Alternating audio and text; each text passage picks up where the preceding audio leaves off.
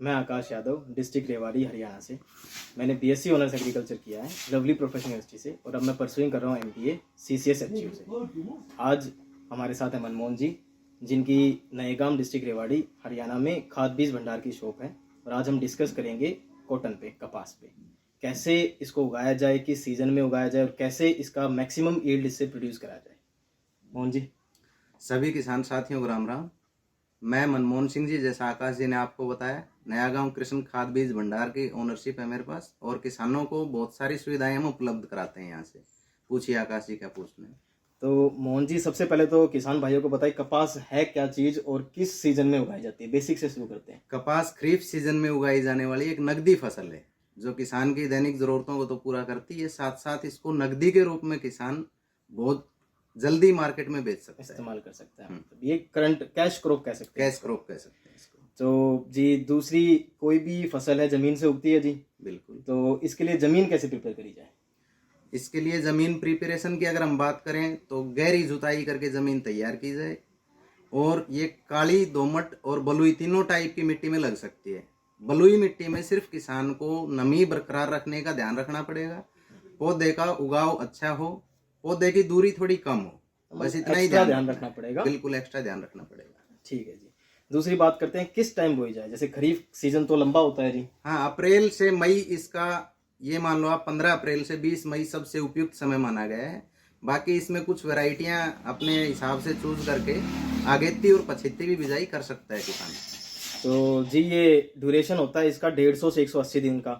तो इसी हिसाब से किसान अपने अगली फसल के अनुसार इसकी अवधि बिल्कुल अगली फसल के अनुसार कर सकता है। अगर कोई किसान भाई चूक जाता है भाई कि मिड अप्रैल से लेके मिड मई तक नहीं बो पाता इस फसल को, तो उसके लिए क्या चाह रहा है। अगर लेट हो गया किसान, तो एक तो वो सीड रेट बढ़ा सकता है, दूसरा सीड डोरमेंसी खत्म करने के लिए जिब्रेलिक एसिड की कोट कर सकता है, तीसरा बीज को भिगोकर इस्तेमाल कर सकता है, जिससे जर्मिनेशन एक दिन और जल्दी हो जाएगा। तो 7-8 दिन का गैप कवर कर लेगी। बिल्कुल। ठीक है जी। उसके बाद हम बात करते हैं पीएच की। जो सोइल का जो पीएच होता है वो कितना होना चाहिए जी इसके लिए। कपास के लिए तो 6.5 से 8 बहुत ही बढ़िया पीएच माना गया है, लेकिन उससे कम भी है तो भी जमीन की उसी तरह से किसान तैयारी कर सकता है। कम पीएच की जमीन को हम एसिडिक कह सकते हैं, और एसिडिक जमीन में अच्छा अगर मीठा पानी है, नहरी पानी है, तो उससे ज्यादा पानी का यूज करके एसिडिटी कम कर सकता है। एसिड जमीन में जी लाइम डाल सकता है, कैल्शियम कार्बोनेट डाल सकता है, रॉक फॉस्फेट डाल, फ्रेश मड डाल दो। हाँ, ये उपचार किसान अपने कर सकता है। अगर ज्यादा है, अगर पीएच हमारी ज्यादा है तो उसमें जिप्सम का इस्तेमाल कर सकता है, आयरन पायराइट का इस्तेमाल कर सकता है, आयरन पायराइट का इस्तेमाल कर सकते हैं। बिल्कुल। तो सर जी, नेक्स्ट है कि अपना बीज कैसे चुने किसान भाई। आजकल इतनी वैरायटी के बीज आते हैं जी, कंपनियां बहुत सारी हैं, तो किसान भाई अपना बीज कैसे चुने, किन बातों का ध्यान रखें। बीज चुनने के लिए किसान को सबसे पहले तो अपना सॉइल स्ट्रक्चर का ध्यान रखना पड़ेगा। जमीन कैसी है, काली है, सैंडी सॉइल है या दोमट है, कैसी है। उसके बाद में सबसे जो मेन ध्यान रखने वाली बात है वो उसके ड्यूरेशन की है, कि अगली फसल किसान को क्या लगानी है। तीसरा उसमें ध्यान सबसे अच्छा ये रख सकता है कि लोकल में हमारे यहाँ कौन कौन सी वैरायटियां लगती हैं जिनकी यील्ड अच्छी आती है, लोकल प्रैक्टिस में, लोकल एनवायरनमेंट में कौन सी सूट करती है उसको। ठीक है जी। फिर बात आती है जी मिट्टी चढ़ाने की। जो पौधे को सपोर्ट देने के लिए मिट्टी चढ़ाई जाती है, अर्थिंग अप जिसे कहते हैं, वो कितने दिन के बाद किया जाए सोइंग के। मिट्टी हम चढ़ा सकते हैं 80 दिन से 70 दिन 90 दिन की जब कपास की फसल हो, लेकिन उसको थोड़ा बहुत किसान और आगे ले जा सकता है। अगर उसकी फसल में फिर भी हम ट्रैक्टर से काम कर सकते हो तो 100 दिन तक मिट्टी चढ़ा सकते हैं। हाइट पे डिपेंड करता है, ब्रांचेस पे डिपेंड करता है कितनी फूट रही है वो। बिल्कुल। उसके बाद बात करते हैं जी, जो इसमें लक्षण आते हैं न्यूट्रिशन डेफिशिएंसी के या फिर टॉक्सिसिटी के, यानी कि कोई न्यूट्रिएंट ज्यादा हो गया तो उसका जहर मानता है पौधा, या कम हो गया तो उसकी कमी दिखाता है। तो वो सिम्टम्स की बात करते हैं। तो सिम्टम्स में भी वो तो किसान को खुद ही ध्यान रखना पड़ेगा, लेकिन उसके कुछ लक्षण हैं। अगर छोटी पत्तियां हैं, पीलापन है, तो जिंक की कमी होती है। अगर पत्तियों में सिकुड़न है या पानी का भराव बहुत ज्यादा दिन तक रह गया है, तो वो मैग्नीशियम की अधिकता है। या फिर लाल और बैंगनी पत्तियां हो गई तो वो फास्फोरस की कमी है। अगर पौधा ऊपर से नीचे की तरफ सूखता हुआ जाता है, जिसको डाईबैक हम बोल सकते हैं, तो उसमें पानी की भी कमी हो सकती है। हाँ जी। पौधे में नीचे से अगर मुरझापन आता है, नीचे की तरफ से पत्तियां पहले सूख के ऊपर की तरफ जाता है, तो खेत में दीमक भी हो सकती है, खेत में जड़ गलन की शिकायत भी हो सकती है।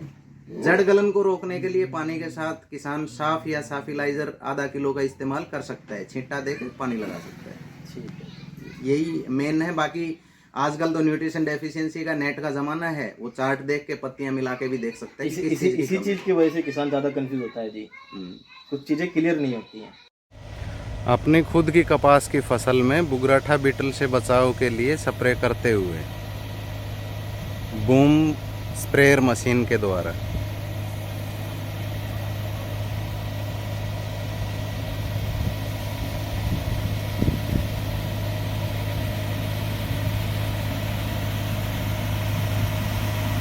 या पानी का भराव बहुत ज़्यादा दिन तक रह गया है तो वो मैग्नीशियम की अधिकता है, या फिर लाल और बैंगनी पत्तियां हो गई तो वो फास्फोरस की कमी है। अगर पौधा ऊपर से नीचे की तरफ सूखता हुआ जाता है, जिसको डाईबैक हम बोल सकते हैं, तो उसमें पानी की भी कमी हो सकती है। पौधे में नीचे से अगर मुरझापन आता है, नीचे की तरफ से पत्तियां पहले सूख के ऊपर की तरफ जाता है, तो खेत में दीमक भी हो सकती है, खेत में जड़ गलन की शिकायत भी हो सकती है। जड़ गलन को रोकने के लिए पानी के साथ किसान साफ या साफिलाइजर आधा किलो का इस्तेमाल कर सकता है, छींटा देकर पानी लगा सकता है। ठीक है। यही उसका टॉप जो होता है, जो ऊपर की तरफ बड वार लेता है, उसको तोड़ दें, काम चल जाएगा। हर ब्रांच को तोड़ने की जरूरत नहीं है।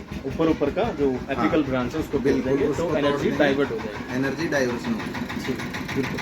इसके बाद बात करते हैं इंटरक्रॉपिंग में। किसान भाई इसमें कोई और फसल उगा के अपनी जो इनकम है उसको कैसे बढ़ा सके, और साथ ही साथ रेजिस्टेंट भी होती हैं जी कुछ वैरायटी जो इंसेक्ट से रेजिस्टेंट प्रोवाइड करती हैं क्रॉप को। हाँ बिल्कुल करती हैं। कॉटन में तो वैसे मेनली ओकरा ही लगा सकते हैं, भिंडी जिसको बोलते हैं।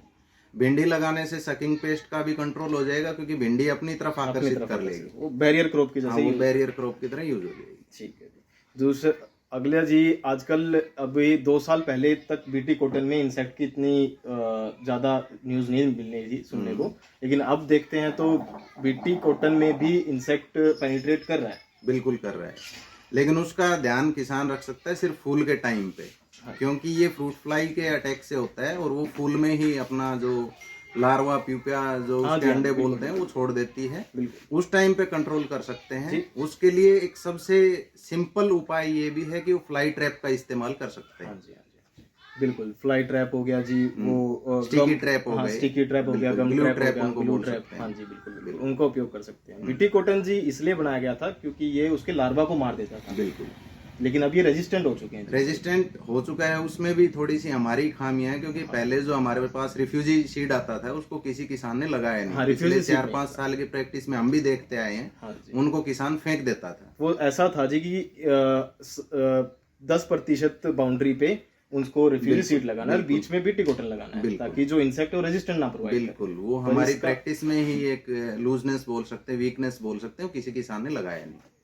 वो जी इन्फॉर्मेशन की कमी हो जाती है, या फिर ज्यादा आउटपुट निकालने के लिए किसान ऐसे कर देते हैं। बिल्कुल। उसके बाद बात करते हैं जी कि इरिगेशन कब और कितना कितना दिया जाए इसको। इरिगेशन का कपास में कोई बहुत ज्यादा वो नहीं है, 2 ही स्टेज पे हम इरिगेट करें तो बहुत अच्छा है। एक फ्लावरिंग के टाइम पे, दूसरा फ्रूट कन्वर्टिंग के टाइम पे, बॉल फॉर्मेशन पे, जब टिंडा बनने की स्टेज आती है उस टाइम पे कर सकते हैं। तो औसतन अगर हम सारी प्रैक्टिस का ध्यान रखते हैं तो 1 एकड़ में कितनी यील्ड तक आ जाती है? 12 क्विंटल से लेकर 15 क्विंटल तक पैदावार ले सकता है किसान। तो ये मान सकते हैं कि खरीफ सीजन में अराइड और सेमी अराइड रीजन में जहाँ बाकी फसल नहीं होती है, वहां पे किसान अपना जो लॉस है वो ओवरकम कर सकता है कपास बो के। बिल्कुल कर सकता है, इसीलिए इसको नकदी फसल कहा गया। जी बिल्कुल। धन्यवाद। Thank you.